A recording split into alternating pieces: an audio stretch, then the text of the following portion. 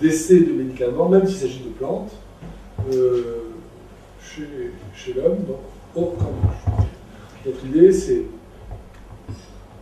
de choisir des plantes, de les essayer pour vraiment nous démontrer de façon occidentale qu'elles ont une vraie efficacité, comme le pensent nos amis conseils scientifiques. Et une fois que c'est ça, les produire au Cambodge et les distribuer dans le monde entier avec... alors ça c'est très important pour nous, si vous voulez, c'est qu'on pense que la contribution de la médecine traditionnelle cambodgienne pour le monde va être extrêmement importante, va permettre de guérir beaucoup de maladies. On ne sait pas encore quoi, mais on parle beaucoup. Donc c'est un vrai progrès pour l'humanité qu'on va pouvoir essayer de faire, mais surtout, il n'y aura pas de progrès de l'humanité si il n'est pas accessible à tous. C'est-à-dire que dans le monde entier, on souffre d'un problème, c'est qu'il y a des très bons médicaments, mais que seulement les gens riches peuvent acheter. Ça, pour moi, c'est absolument inconcevable. Je viens de France, je sais qu'en France, il y a beaucoup de défauts, on le voit en ce moment, mais il y a une grande qualité, c'est que les médicaments sont gratuits pour tout le monde. Ça, c'est formidable. Et les soins sont gratuits pour tout le monde. C'est la seule chose qui fait que je suis fier de la France. Tout le reste, je suis quelque part. Et ça, je pense que c'est un problème. Alors, je pense que il y a des multiples raisons à ce que les soins ne soient pas gratuits pour tout le monde. Mais notre devoir, en tant que médicaments, est de faire en sorte qu'au moins au Cambodge, ces médicaments sont gratuits pour les pauvres, et que pour le reste du monde, on trouve une solution pour que ces médicaments soient très peu chers ou accessibles aux plus pauvres aussi, et pas seulement aux pauvres. Ça fait partie de la politique de la vision de médicaments. Le progrès pour tous. Voilà, pour tous. Pas seulement pour tous les riches, mais pour tous. Ouais, pour tous. Okay. Et quand vous espérez d'exporter le... Je pense que raisonnablement, alors on est en train de réfléchir à la stratégie. Si tout se passe bien, on aura un premier... je pense qu'il faut au moins 2-3 ans pour pouvoir des exportations. Mais on peut commencer quand même à voir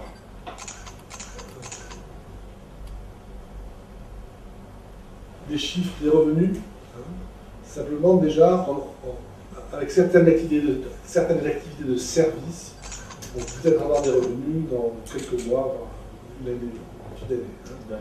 Mais il faut être raisonnable, déjà installer, faire l'inventaire des plantes, vérifier leur efficacité, les produire, les essayer chez l'homme dans des conditions réglementaires standards.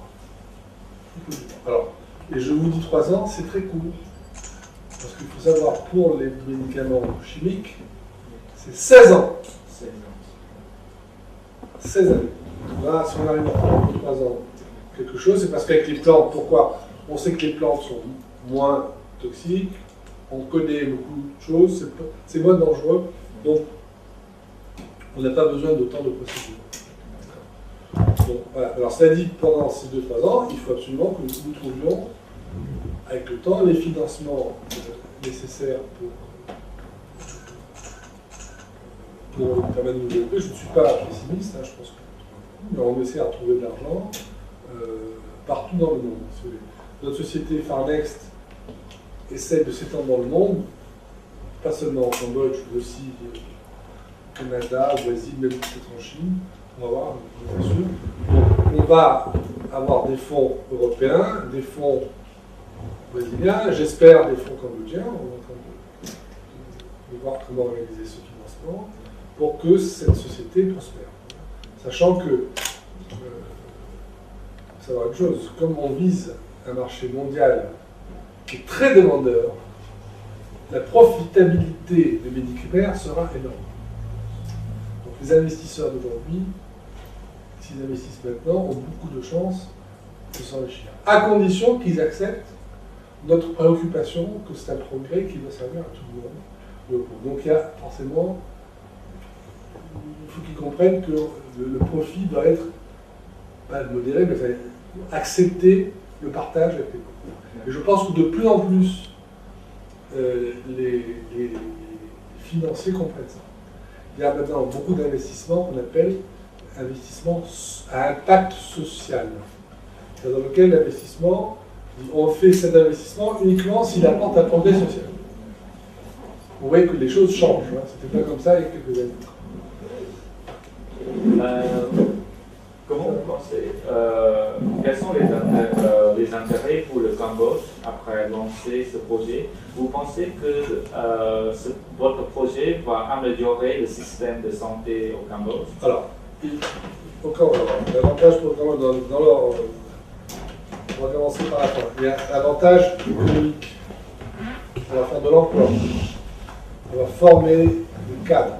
On va former des industriels à ce métier qui est un métier d'avenir. Je veux dire, la production, la fabrication de plantes, le conditionnement des plantes, c'est un métier d'avenir.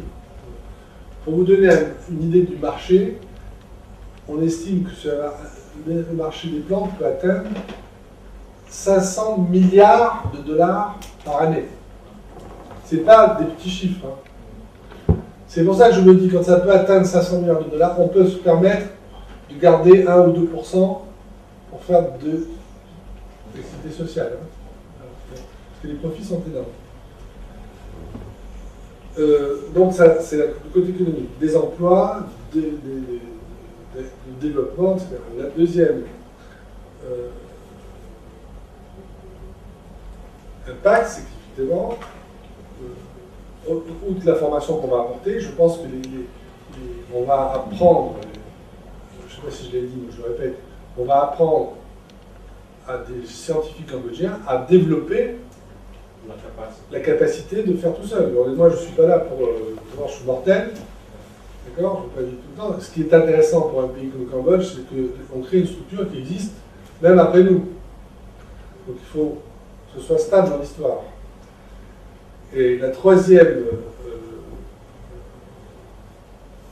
en particulier quand je vous dis les affaires réglementaires, le fait d'installer des affaires réglementaires au Cambodge, c'est un pas très important pour le progrès et le développement. Je vais vous dire au passage qu'on a une autre idée aussi, qui est très importante, que j'ai oublié de mentionner, c'est qu'on pense utiliser une autre capacité formidable du Cambodge, c'est la faculté de pouvoir élever les singes, les macaques.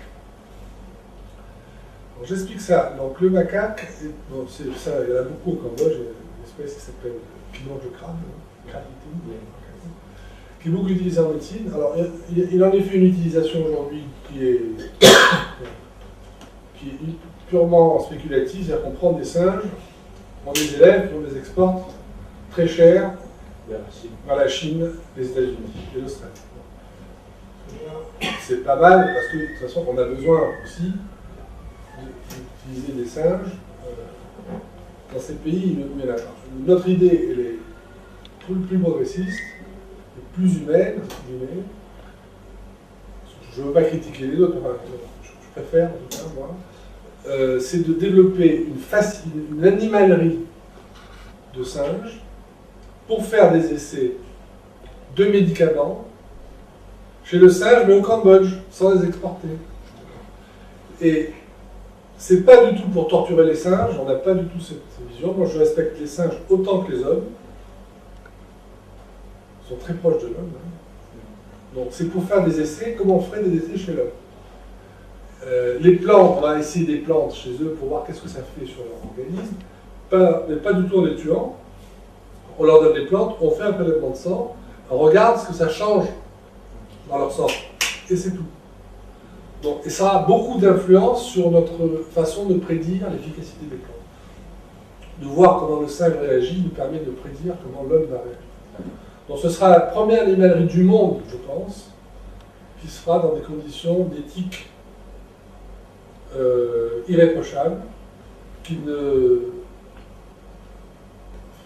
sacrifiera pas la vie de ces singes, qui les traiteront de façon la plus humaine. Comme on traite un homme, hein, c'est pas compliqué.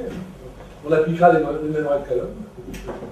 Mais l'avantage, c'est que ça peut être plus rapide que chez l'homme. Parce que chez l'homme, il y a une procédure qui est obligatoirement extrêmement longue, qui fait qu'on n'a pas besoin d'appliquer ça aux singes. Pas parce que c'est pas parce qu'on n'aime pas les singes, parce que comme on le fera de façon moderne, on restera là. Bon, ça aussi, c'est un aspect important de la propriété du Cambodge. On ne trouve pas des sages au Brésil. Hein. On en trouve, mais ce n'est pas les mêmes. Et on ne trouve pas des sages comme ça, soudainement, en Europe, aux États-Unis. Donc, on va profiter de cette culture de sages, mais s'en servir de façon la plus humaine possible. Dans l'intérêt de la médecine et des sages.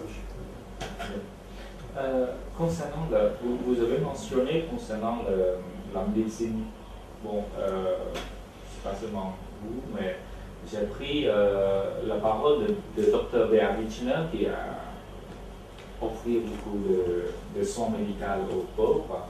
Et il a insisté toujours que le Cambodge, même en voie de développement, mais il ne faut pas pratiquer la médecine pauvre et la médecine la médecine pauvre pour le Cambodge et les autres, les Cambodgiens ne peuvent pas recevoir la médecine riche. Comment vous pensez, vous pouvez commenter sur ça entre la médecine pauvre et la médecine riche? Oui, je peux commencer très vite. C'est que la médecine du Cambodge, dite des pauvres, va devenir celle des riches ailleurs. Alors, le problème, on est en train de verser. C'est que c'est le monde entier qui va rêver de se soigner comme avec la médecine dite pauvre. La seule chose, c'est que cette médecine dite pauvre, on va la rendre acceptable par la médecine occidentale parce qu'on va faire des essais, des preuves de concept que le monde occidental comprend. Bon, ça c'est la première chose. Là, je ne suis pas tout à fait d'accord avec vous, parce que de dire que c'est une médecine de pauvre, c'est d'évaluer la qualité de cette médecine. Bon. Ça n'empêche pas, le deuxième problème, c'est qu'il y a d'autres soins, d'autres maladies qu'on ne peut pas traiter avec les plantes, j'imagine, hein, que celle-ci, effectivement, il y a besoin aussi que les pauvres cambodgiens y aient accès. Donc c'est une deuxième action, donc, sur lequel je suis absolument d'accord, mais je ne peux pas résoudre ce problème.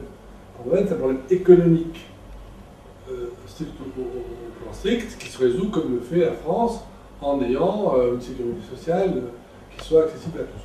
Donc, pour répondre à votre question, je suis d'accord avec vous sur le principe qu'il faut que tous les pauvres aient accès à une médecine d'universalité. Il ne faut pas traiter la médecine traditionnelle de médecine de pauvres. C'était vrai jusqu'à aujourd'hui parce que ça, mais ça va devenir une médecine de riches. J'espère qu'elle profitera quand même. Comme on vient de rentrer au Cambodge,